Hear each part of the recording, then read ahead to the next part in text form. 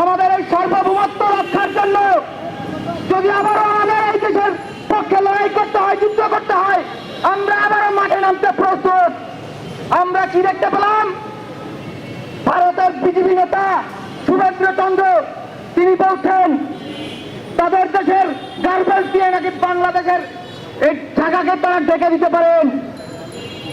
আমরা সেই রক্তচক্ষুকে উপেক্ষা করে বলতে চাই, তাদের সাথে হাত মিলিয়ে যদি এই অন্তর্বর্তীকালীন সরকার থেকে শুরু করে বাংলাদেশের কোন ব্যক্তি ভারতের সাথে তাল মিলিয়ে বাংলাদেশের রাজনীতি করতে চায় এবং প্রতিষ্ঠা করতে চায়, আমরা তাদের বিপক্ষে যুদ্ধ ঘোষণা করব। এই গণ অধিকার পরিষদ, বিপ্লবী পরিষদ, এই যুব সমাজ তাদের প্রবর্তনীকে পাঠিয়েছে রাজপথ।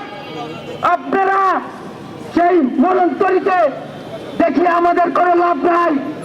আমরা মৃত্যুর কূপ থেকে উঠে এসেছি, সেই মৃত্যুকে আমরা পরোয়া করি না এবং সেই মৃত্যুকে আমরা বরণ করে রাজনীতিতে এগিয়ে আসছি। ধন্যবাদ সকলকে।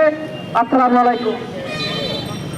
2024 সাল পর্যন্ত কিভাবে স্বৈরাচার হটানোর জন্য রাজপথে সংগ্রাম করেছে, লড়াই করেছে এবং জীবন দিয়েছে।